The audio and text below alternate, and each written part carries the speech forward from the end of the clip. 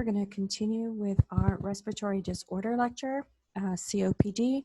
And these next few slides, we're going to go over chronic bronchitis and then finish up with atelectasis and our respiratory drive. As I said in the previous slide, I want you to try and think about asthma with chronic bronchitis as it is very similar, except it is exacerbated. So we have our exposure to our irritant, which triggers our inflammatory response, increased mucus production, congestion, bronchospasms, and then impaired gas exchange. So we have decreased O2 and increased CO2 numbers. When we do have chronic bronchitis with these increased, with the copious increased mucus production, as you could tell, this could be a medium for infection. So if infected particles or bacteria, viral infections come into our respiratory tract, this is a beautiful breeding ground for them.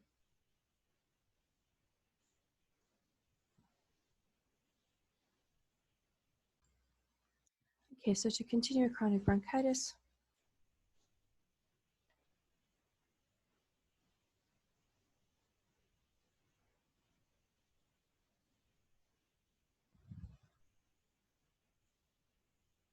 okay, so chronic bronchitis, as we just mentioned, we have our inflammation. The inflammation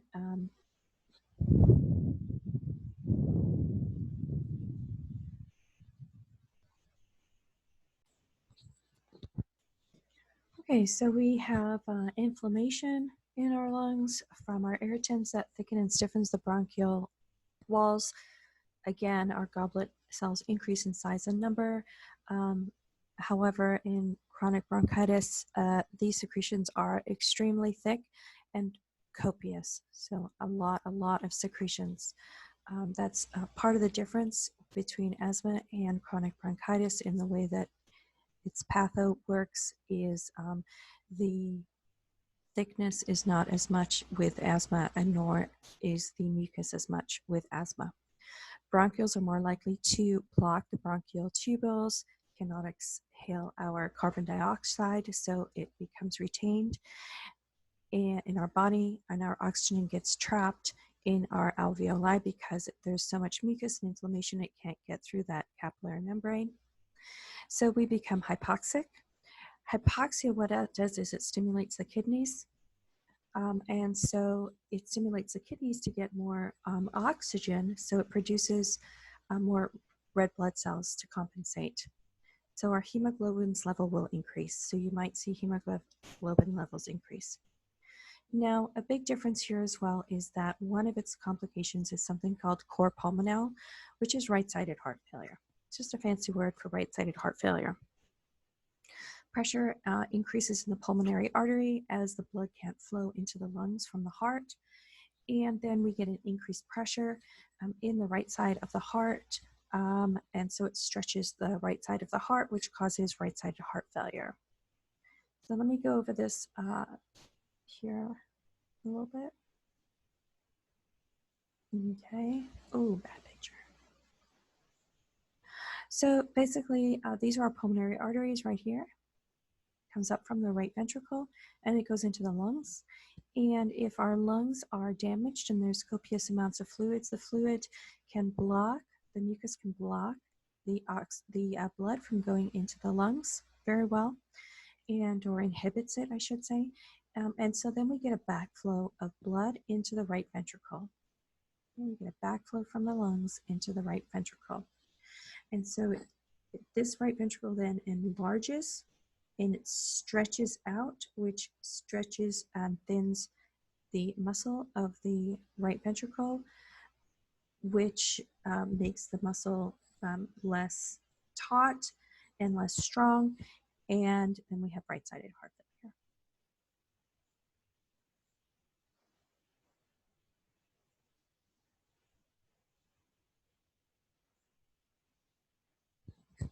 The treatment for chronic bronchitis, what we need to do is loosen and liquefy the secretions. We can do postural drainage, chest physiotherapy. The medications are the same as asthma. The only difference is that we use more mucolytics with chronic bronchitis, and we use them more often, so acetylcysteine. And we might want to use the expectorants more as well, such as guaifenesin or Mucinex, to loosen up those secretions. And we also want to not suppress a productive cough. Very important. If the patient is coughing and they do have secretions, we do not suppress it. If we do suppress the cough, then we can have a complication called atelectasis. So if we suppress the cough, we can get atelectasis. So atelectasis is a mucus blockage in the bronchiole. Air cannot get to the alveoli to inflate it because of this blockage. Let me show you. So these would be our bronchial tubules here with our bronchial trees with our alveoli. If we have a blockage,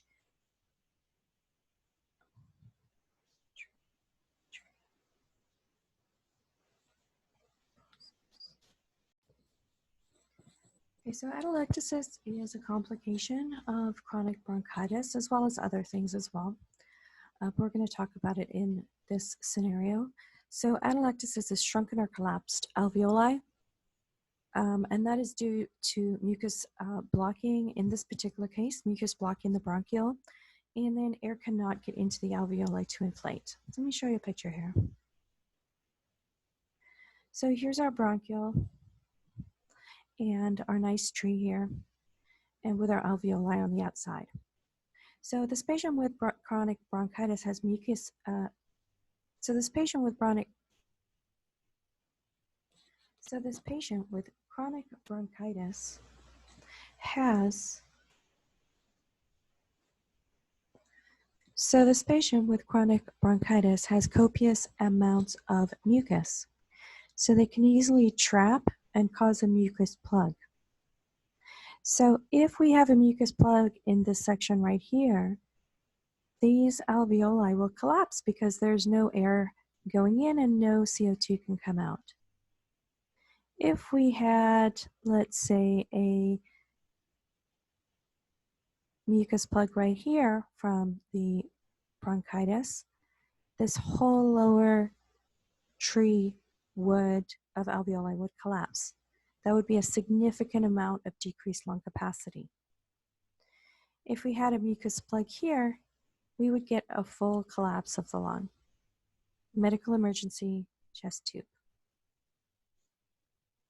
Here you can see in this diagram how there is a mucus plug up at the top here, which is obstructing. Remember, these are obstructive disorders, are obstructing the flow of air in and out of this bronchiole.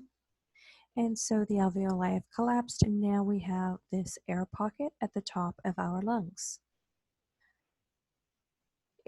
Here we have atelectasis at the bottom part of our lungs. This is due to fluid or air accumulation. So we can have a problem with fluid in our lungs, which can push and compress the lungs. And when the lungs are compressed, then atelectasis is formed. So the best way to treat this is to get rid of the mucus. We can do this in a couple of ways. We can do a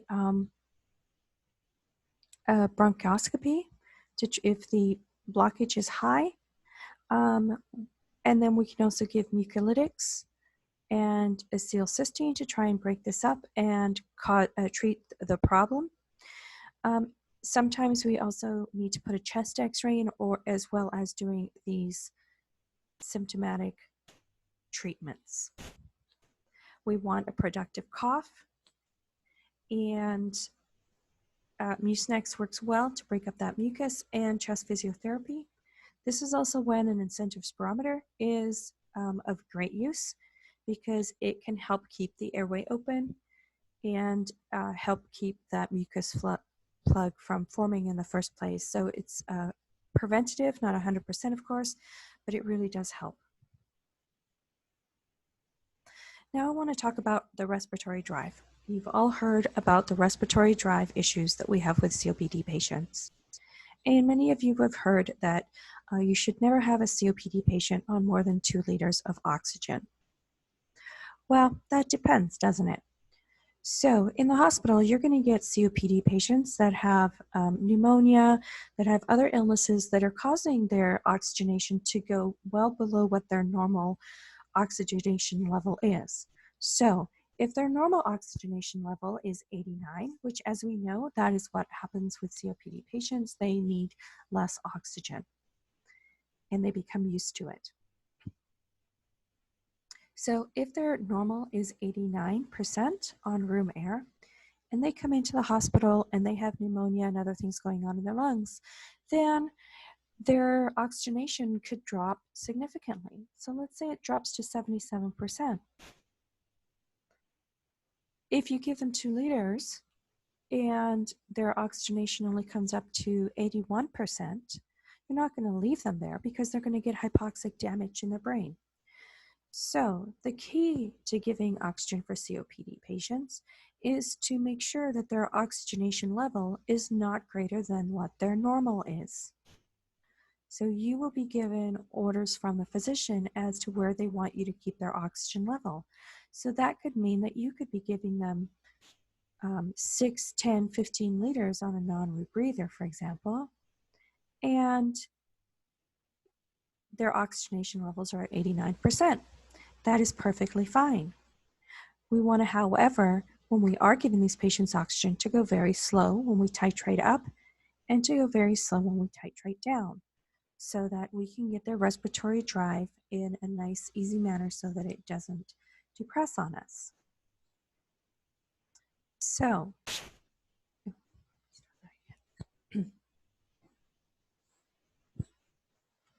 okay, so let's talk about the respiratory drive with our COPD patients. As we know, our COPD patients are typically, let's say, around 89%. Our example patient is going to have a normal respiratory drive of 89% on room air. You will often hear that, oh, you shouldn't give more than 2 liters to a COPD patient. Well, that could be true for some COPD patients. However, let's say your patient comes into the hospital and he has pneumonia, his lungs are full of fluid, and their oxygenation is at 77%.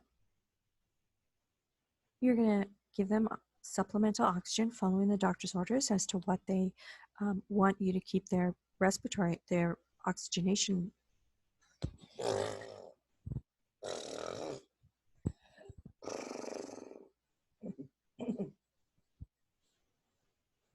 Okay, so let's talk about the respiratory drive with our COPD patient. So as you know from med-surg, our COPD patient typically ranges in the 89% on room air. What that means with supplemental oxygen is that it's preferred that you don't have their oxygenation on supplemental oxygen greater than 89%.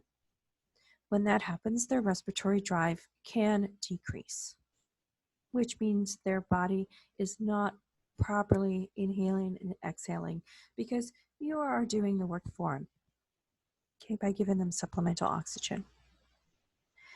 So if our patient is normally at 89% and they come in with pneumonia at 77%, you're going to give them oxygen and you're going to start very slowly. Okay? So you might wait 3 minutes for that 1 liter, 3 minutes for the second liter, 3 minutes for the third liter, and so on, until they reach 89% or per the doctor's orders. So you could easily have a patient on a non-rebreather mask of 15 liters that's a COPD patient, but their oxygenation status is at 89%, which is what their normal oxygenation status is.